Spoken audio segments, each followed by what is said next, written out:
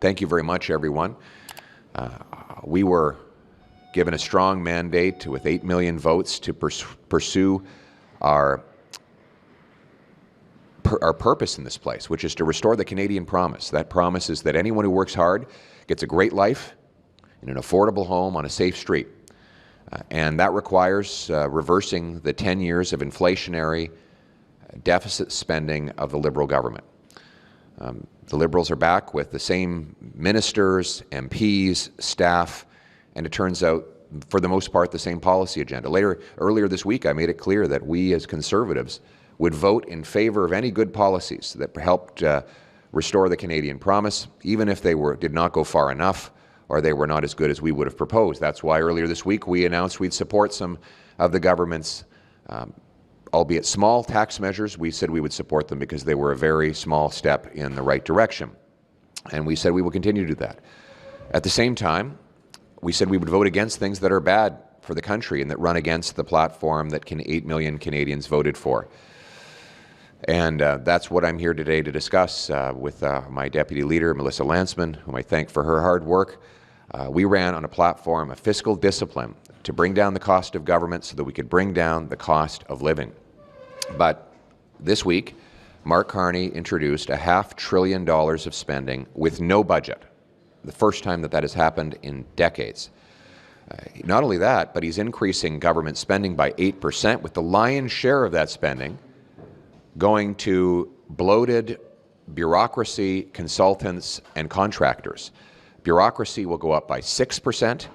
That's more than double the combined rate of inflation and population growth. Consultants are going to go up by 37% to $26 billion a year. The average Canadian family will now spend $1,400 on federal government consultants alone. Contractors get more money. And let's be clear, the extra spending Mr. Carney has asked Parliament's approval on is not for investments. It's for money that's out the door and gone forever, almost all of it on bureaucratic administration and other high-priced consultants. That is totally irresponsible. It's clear that Mark Carney is even more expensive than Justin Trudeau. This $500 billion spending bill will drive up inflation, interest rates, above and beyond what they would otherwise be, at a time when we've got a record increase in people who are unable to pay their bills. According to Equifax, delinquencies are up.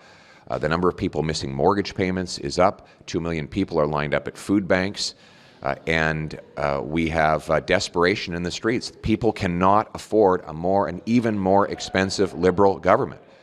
And that is why I'm announcing today that Conservatives will vote against this $500 billion of inflationary, irresponsible, out-of-control Liberal spending. We continue to hold out hope the government will change direction, and that's why we're calling on them to introduce a budget this spring, like has always been done.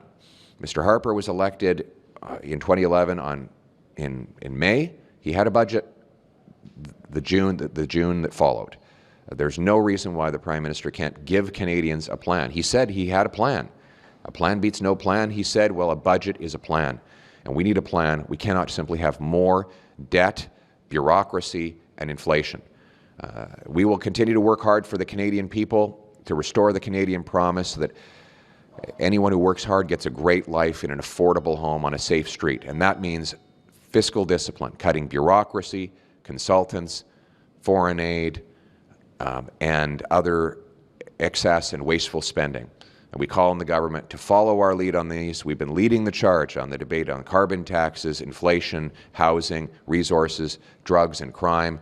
We want the government to finally get the message that we cannot continue to spend money we do not have on things we do not need when Canadians are lined up at food banks.